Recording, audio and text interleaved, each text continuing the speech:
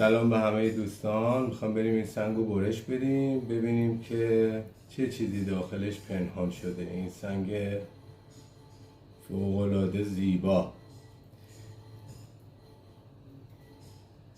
اول از همه آب دستگاه از همه چی مهمتره. حتما بدون آب کار نکنید، حتما آب داشته باشه که هم سنگتون نشکنه و هم این که تیغچه داغ نکنه.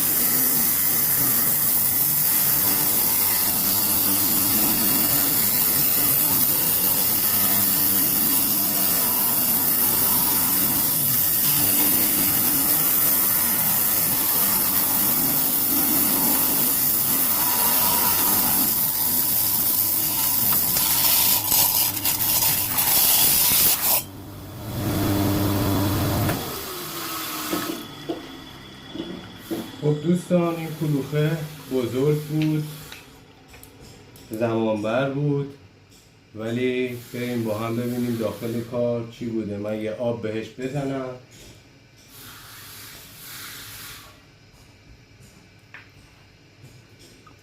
به به به به، فوق‌العاده زیبا، فوق‌العاده زیبا. سعی کنید موقعی که میخواید سنگ رو ببرید اصلا فشار نیارید به سنگ. بذارید خود سنگ آروم بریده بشه، فشار نیارید. سنگ سالم در میاد، به خود دستگاهتون هم فشار نمیاد، داغم نمیکنه. یا علی، اگر دوست داشتید حمایت کنید، لایک کنید، فالو کنید. ویدیوهای بعدی رو هم در خدمتتون باشیم. آموزش های بعدی، پرداختکاری و پولشکاری، اینا رو تو ویدیوهای بعدی براتون میذارم. قربان شما، یا علی.